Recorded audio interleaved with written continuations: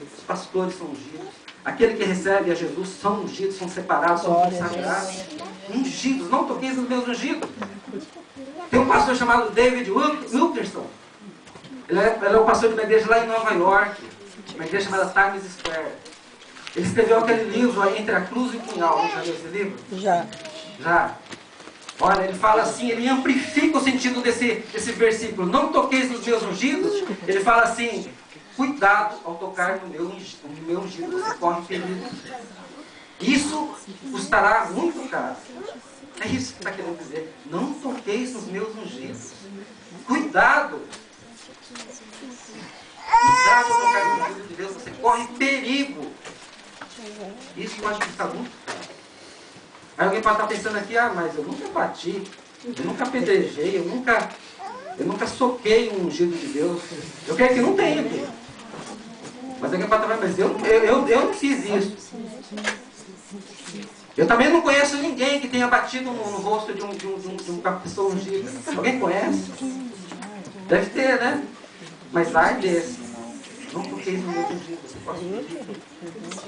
Mas eu falo uma coisa mais para os irmãos. Às vezes,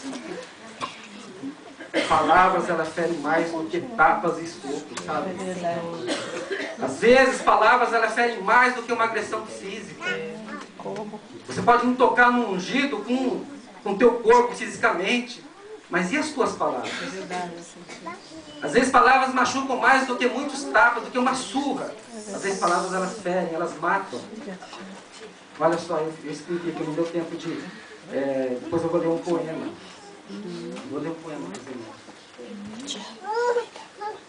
Tem uma história, tem um testemunho. É um pastor chamado William. Ele faz uma obra missionária nos presídios, entre outras coisas. Mas uma das coisas que ele faz é uma obra missionária nos presídios. Isso aqui ele fala ainda no final do serviço. Isso aqui não é ilustração, isso aqui é real. Ele diz assim que um certo dia ele estava lá no presídio de Guarulhos. E lá no presídio tem os internos, provavelmente foram convertidos ali, né? Então eles se reúnem, oram, louvam. E depois disso daí, um é escolhido para pregar a palavra. Aí era 8 horas aproximadamente, estava aquele irmão pregando a palavra. Aqueles que estavam ali ao redor, era de manhã. Só que nisso tinha um presidiário, um preso ali, que ele não gostou daquele barulho, entre aspas. E foi lá e deu um tapa no pregador. Deu um tapa. Tocou no ouvido de Deus, fisicamente. Tocou. Aí, acabou-se o culto. Isso aconteceu aproximadamente 8 horas. Quando foi às 3 horas desse mesmo dia, à tarde, sabe o que aconteceu, meus irmãos? Aconteceu algo terrível na vida dessa pessoa de contar. Ele foi liberto. Veio um alvará de soltura. E todo mundo sabia que aquele presidiário não podia ser solto naquele tempo, porque ele era um criminoso muito perigoso. Ele tinha que ficar mais tempo ainda na prisão. Só que ele recebeu um alvará de soltura naquele mesmo dia. Espaço de 7 horas, mais ou menos. Foi solto, foi liberto. Aí os irmãos já imaginaram a gozação, né? Que se estabeleceu no presídio. Olha lá, fui lá dar um tapa lá no pregador, lá no irmão e foi embora. Bateu no pregador e foi embora. E os irmãos, eles fizeram a única coisa que eles faziam, né? Eles fizeram uma peça do Senhor, o canal dele. Senhor, nós não entendemos a situação. Ele bateu no teu ungido, Senhor. E foi embora. Recebeu a liberdade. Eles não estavam entendendo nada. Nada. E muitas vezes na nossa vida também nós não entendemos nada. Mas Deus fala para você ter fé. Que no final é bênção. No final é justiça. É a justiça de Deus, não é a justiça dos homens. Aquele homem foi liberto. Aí, aqueles pessoal ali, eles ficaram sabendo o plano. O que aconteceu com aquela pessoa que foi liberta? Veio visita no domingo. Sabe o que aconteceu com aquela pessoa que bateu no pregador e foi liberta naquele dia? Naquela mesma noite, ele foi morto com vários tiros no rosto. Não toquei nos meus ungidos. É coisa séria, meus irmãos, não é brincadeira não. É um testemunho real. Você fala assim, mas eu não agredi fisicamente, eu não conheço ninguém que tenha feito isso. Mas essas palavras, elas me machucam, me ferem, às vezes mais do que muitas agressões físicas, palavras. Olha só esse poema aqui. Eu não memorizei ainda porque eu li ontem isso aqui. Mas é um trecho só, não é um poema completo. É um poema de um tal de L.J. Neves, eu nem conheço. Presta atenção nesse poema. Fala assim, olha, palavras machucam mais que tapas. Tapas ferem o corpo, palavras ferem a alma. O corpo se recupera fácil, a alma não. Por que magoar alguém com palavras duras e feias se sempre se tem a opção de não fazê-lo? Ninguém gosta de ser magoado, então ninguém deveria magoar. Amém, só daí. Palavras ferem mais do que tapas. Você já recebeu alguma palavra na tua vida que te feriu mais do que se você tivesse levado um tapa na cara? Eu creio que sim. Então, quando palavras bem contra a tua vida, meu André, essa pessoa que proferiu essa palavra, ela está procurando de um jeito. E ai daquele que toca de um jeito. Olha só, a Bíblia afirma em Provérbios 18 e 21 que a morte e a vida estão no poder de onde? Da língua. O que bem a utiliza come de seu fruto.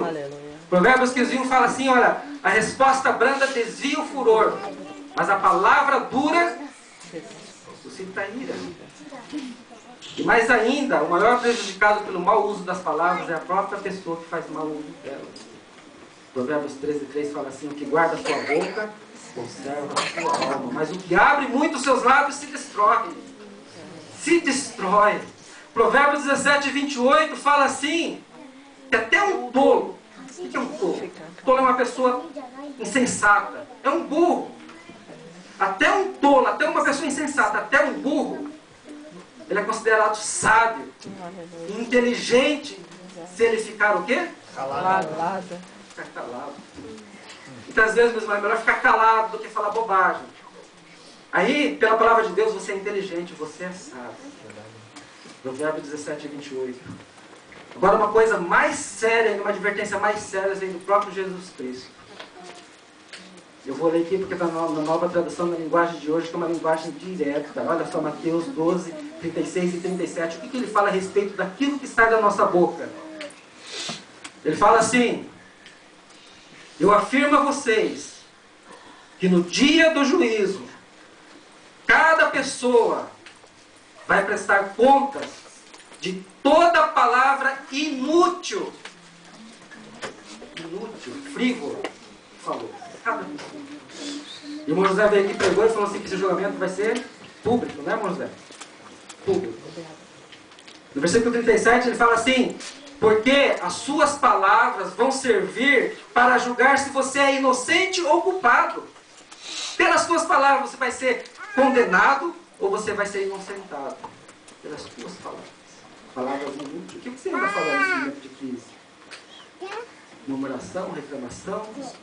O que você anda falando? É isso que o Senhor está perguntando. O que está saindo da tua boca, da minha boca, neste momento de crise, de imprevisto?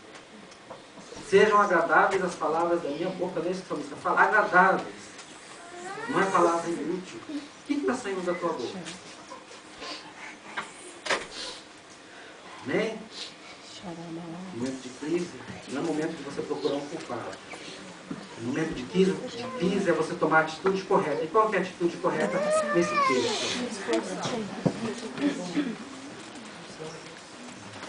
Se esforçar, fortalecer-se, reanimar-se.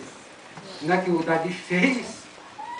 Todo mundo queria apedrejar Davi, mas ele foi se fortalecer, ele foi se reanimar, ele foi se esforçar no Senhor. No Senhor. Davi muito se angustiou, pois o povo falava de apedrejá-lo, porque todos estavam em amargura, cada um por causa dos seus filhos e de suas filhas. Porém, Davi se reanimou, fortaleceu-se, esforçou-se no Senhor. Glória a Deus. Ele agiu no Espírito. Aleluia. Não agiu na carne. Agora, como é que nós nos fortalecemos? Como é que nós nos reanimamos? Como é que Deus nos revigora? Olha, meus irmãos, essa é uma coisa bem simples, de 3 maneiras. A primeira maneira é você